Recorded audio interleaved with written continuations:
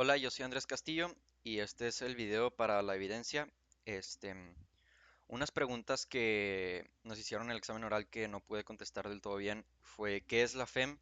¿Qué es el flujo del campo magnético? ¿Y qué es la ley de Faraday? Y aquí voy a explicar un poco más de ello, además de explicar sobre todo el motor, cómo funciona el motor y todo el proceso de construcción que tuvimos.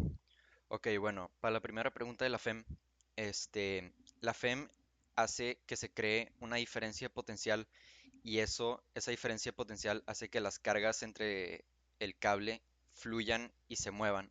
Lo que empuja esas cargas es la FEM, y eso hace que se genere una corriente eléctrica. Esas cargas que se están moviendo por el cable hace que se genere una corriente eléctrica. Luego, el flujo del campo magnético es básicamente cuántos vectores del campo están atravesando una superficie. Si yo tengo una superficie aquí, así, y pasa el campo magnético, hay flechas que son flechas vectoriales. Y esas flechas, el número de flechas es básicamente cuánto flujo hay. Entonces, yo más meta, si yo estoy introduciendo el campo magnético, por así decirlo, pues el flujo va a aumentar. Y si yo no lo estoy moviendo, el flujo es cero, porque no hay cambio en el flujo. O sea, no hay cambio en las flechas vectoriales que están en la superficie. Y cuando yo lo saco, pues igual disminuye. Y la ley de Faraday es la conexión que tienen la FEM y el cambio del flujo. La FEM y el cambio del flujo son directamente proporcionales, como aquí podemos ver, pero además significa que yo al meter la FEM y al estar cambiando la FEM, al estar cambiando las flechas vectoriales que entran en la superficie, digo, el flujo, al estar cambiando el flujo que cambia mientras entra en la superficie, la FEM también va a cambiar. Y esto significa que entre más flechas haya adentro, más FEM va a haber. Y entre menos flechas, menos FEM va a haber. Eso significa que sean directamente proporcionales. Bueno, ahora, para la introducción de nuestro proyecto, pues vamos a hablar un poquito, voy a hablar un poquito sobre cómo fue haciéndose el motor al principio, cómo fue desarrollándose en las primeras etapas.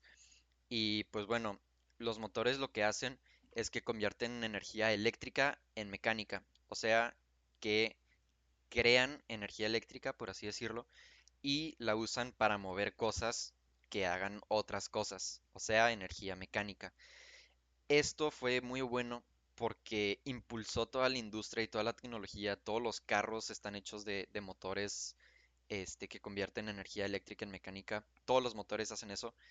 Y pues bueno, ahorita vamos a explorar un poco más sobre esto. Ok, bueno, el motor que nosotros tuvimos que hacer fue un motor generador, que ahorita hablamos de las partes que tiene, pero la función principal es que, como ya dije, convierte energía eléctrica en energía mecánica. Y además, normalmente es con un movimiento. O sea, yo muevo algo y eso es lo que genera la energía eléctrica. Y luego ya lo paso a energía mecánica con otras partes. Los principios físicos que usamos, bueno, no que usamos, pero uno de los principios físicos más importantes para este proyecto fue la ley de Biot-Savart y la ley de Ampère. La ley de Biot-Savart nos habla cómo un cable genera, bueno, un cable con corriente, cómo la corriente dentro de un cable genera un campo magnético. Y la ley de Ampère nos ayuda a calcular los campos magnéticos en simetría o en planos. Este fue nuestro diseño del motor. Como podemos ver, aquí tenemos el rotor con el eje que atraviesaría todo, los estatores donde irían los imanes, la base, también como una base para sostener el eje y el rotor. Esta bola es donde iría el cobre del conmutador y ahí mismo estarían las escobillas que tocarían el conmutador. Luego, los materiales que usamos fue el alambre de cobre esmaltado para usar la bobina, y evitar que haya cortocircuitos. Luego, el tubo de cobre fue usado para el rotor y el conmutador. Luego, el PLA, que es el filamento de impresión en 3D, y los imanes de neodimio, que fueron los que generaban el campo magnético.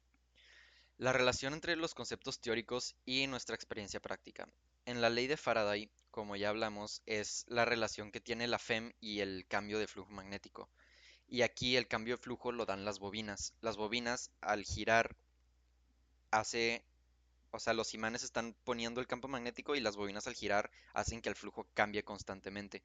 Y entonces, dentro de la rotación del rotor de la bobina, cortan las líneas del campo y hacen una FEM para que siga girando el rotor y genere más electricidad. Y luego, la FEM de movimiento, pues la que depende del campo magnético, la longitud del conductor y la velocidad de giro.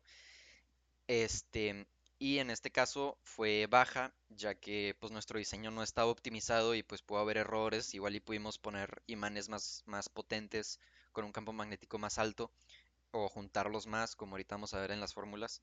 Y la ley de Lenz nos dice como una corriente inducida que era un campo magnético que se opone al cambio del que ya la produjo, y esto es lo que determina su dirección.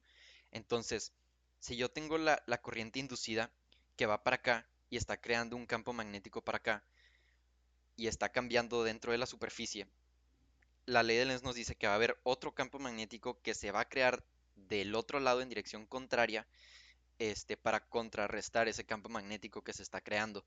Luego, para nuestra autocrítica, cosas que pudimos haber mejorado o igual que no nos salieron tan bien o por qué nuestros valores teóricos no estaban de acuerdo con bueno, al revés, por qué nuestros valores experimentales no fueron iguales que los teóricos. Bueno, para empezar, nuestra base estaba desbalanceada, había un tornillo de fuera, lo que hacía que estuviera un poco desbalanceada, entonces al estar girando muy rápido la bobina y el eje y el rotor y todo, pues hacía que temblara tantito, entonces pues afectaba un poco la estabilidad y igual eso también afectaba pues qué tan rápido podía girar, ¿no? Y la configuración de los imanes, pues también, porque toda la distancia que hay pues se puede medir mal o nos puede fallar poquito y también pues obviamente no estaban en la posición optimizada que pudieron haber estado. Luego, los aspectos que usamos para ver cómo funcionaba el rotor fue que, pues bueno, la ley de Biot-Savart, que como nos podemos dar cuenta aquí, R y R al cuadrado es la distancia que hay entre el campo y la corriente, o sea, entre los imanes y la bobina, y es lo que estaba diciendo que igual y por eso salió el campo más, o sea, menor, ya que la distancia pues era más grande que la que debía de ser. También está otra ley, o sea, también la ley de Biot-Savart, pero ahora con n, que es el número de vueltas que le dimos a la bobina, que esto también puede afectar, por así decirlo. O sea, L es R entre R al cuadrado, eso es L. L es la distancia otra vez entre el campo y la corriente. Luego, comparaciones entre el modelo teórico y el experimental. Este es el experimental, este es el teórico. En el teórico como podemos dar cuenta, aparece que el voltaje máximo hubiera sido de 0.8 o como 0.7 o así, pero en el experimental solo nos llegó hasta 0.045. Esto pudo haber pasado por cosas que ya expliqué, como la distancia entre los imanes o errores humanos de medición. Este, pero pues bueno, pues todo esto se toma en cuenta como error en el campo, ¿verdad?